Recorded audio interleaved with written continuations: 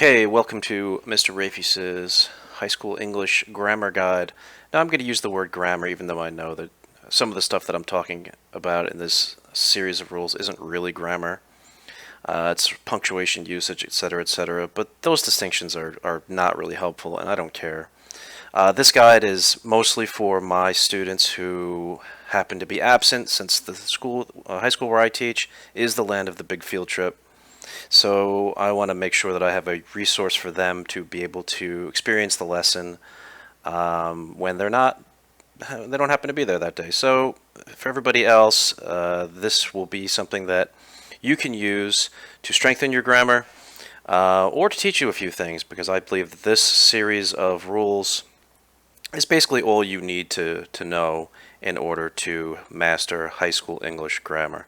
It's not meant to be exhaustive. There are many, many, many rules that I'm not going to cover, but in my opinion, these are the ones that are the important ones that are learnable, doable, practical, applicable, all that sort of thing. So I wanted to start off with something here to illustrate just how messed up English is. Pronounce this word, G-H-O-T-I. Now, most people would say this spells goatee. Okay, but that's not an English word. But what if we looked at this from a different perspective? I have three words here. We have laugh, women, and contraction. Well, the GH in laugh is pronounced F. The O in women is I, so F, I, fi, and then contraction, the TI in contraction is sh. So we have ish. So goatee spells fish. So obviously that is, that doesn't make any sense to us because we have a different word for fish. But this is the basics of English. English is a mutt language. If you think you're going to learn every rule, you can just forget it. But there are certain things that you can learn that will give you an advantage over people who don't know these rules. Let me give you some more examples.